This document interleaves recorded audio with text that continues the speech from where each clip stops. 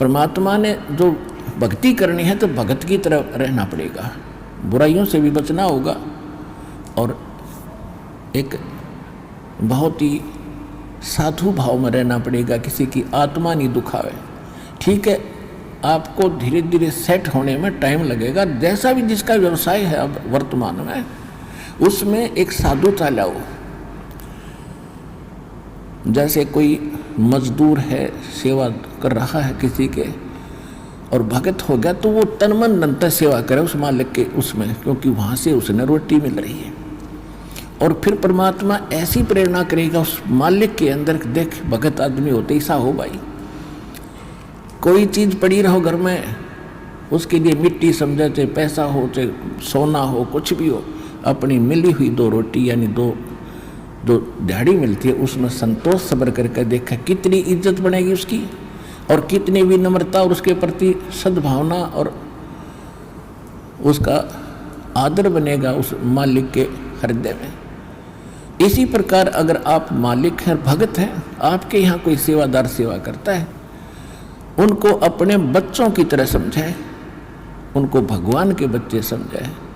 वो बालक सेवा कर रहे हैं, भगवान के बच्चे हैं, उनको प्यार दे और उनके साथ कोई ऐसा गलत बर्ताव नहीं करे।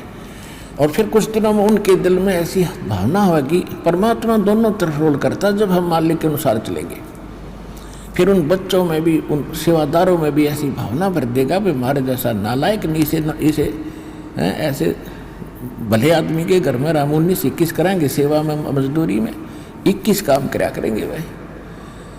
तो इस तरह कितना अच्छा माहौल बनेगा। और हम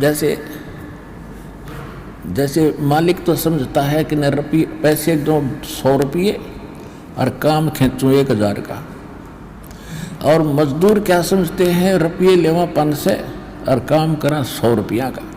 दोनों की नीयत खराब और दोनों दुखी, कर्म भी बिगड़े, टेंशन बनी रहे। तो इस प्रकार हमने अपने इस अंतःकरण के अंदर एक साधु भाव लाना पड़ेगा, और तब हम देखना आपका वातावरण कैसे बदलने लगेगा, कैसे बदलने लगेगा, पूछो मत। तो तब हम यहाँ भी सुखी होंगे, आपको चिंता नहीं रहेगी कि वहाँ सेवादार सेवा कर रहे हैं, वो अपने तन मन धन से सेवा करेंगे, भगवान से डर के वो भगवान से डरने वाले हो जाएंगे, फिर बातें खत्म हो जाएगी।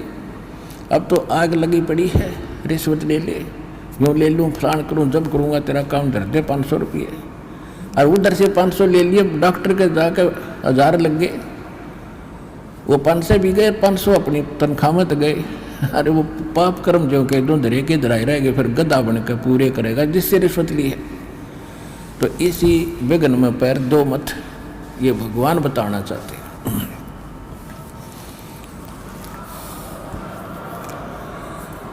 और जब आपको ये ज्ञान होगा ना, जहर दिखाई देगा आपको, और जब आप नेक नीति से चलोगे तो पूछो मत।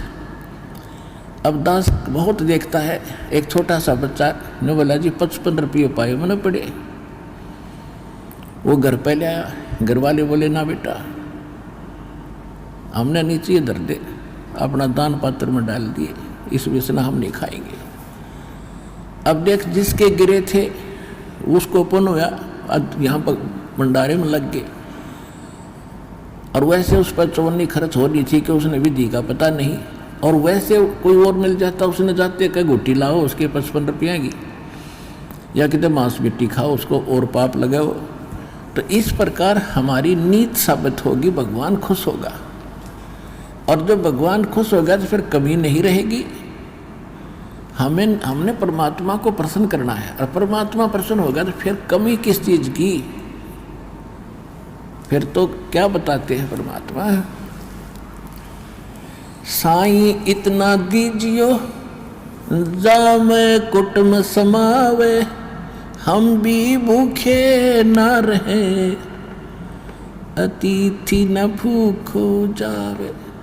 इससे अधिक मांगना इस काल की जेल में हमारी महामूर्खता है कि इतना ही मांग लो बस तुम, इसमें सब कुछ मिलेगा, क्योंकि ये कलयुग है और कलयुग में मशीनरी जरूरी होगी, तो आप इतना ही मांगो जामे कुटुंब समावे, यानी रिक्वायरमेंट ऑफ द फैमिली, परिवार की आवश्यकताएं, ये है जामे कुटुंब समावे, और हम भी भूखे ना रहें और अतिथि न भूखा जाए।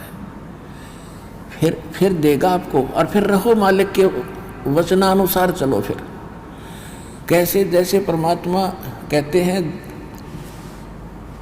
चिड़ी चोंच भर ले गई नदी न घट्यो नीर, दान दिए धन घटे नहीं, यूं कह रहे साहिब कबीर। परमात्मा अपना साइन कर रहे हैं इस वाणी को बोल करके, कह रहे साहिब कबीर कि दान करने से धन नहीं घटेगा, ये नियम है ईश्वर का, परमेश्वर का।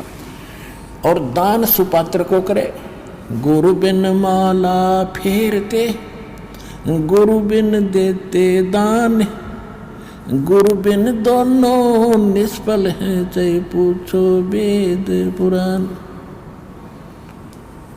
देते को हर देत है, जहां तहां से आण, अण देवा मांगत फिरो, फिर साहिब सुने ना कान।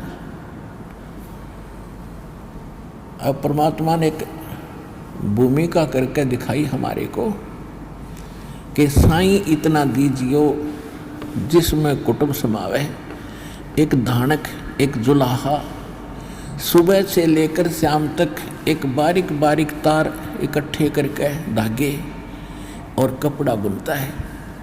एक दिन में मुश्किल से भी 5 फुट 10 फुट बना पाता है, 5 फुट 4 फुट, और बहुत लंबा सैकड़ों फुट का तार वो थान बनाना पड़ता है, ताना बनाते थे।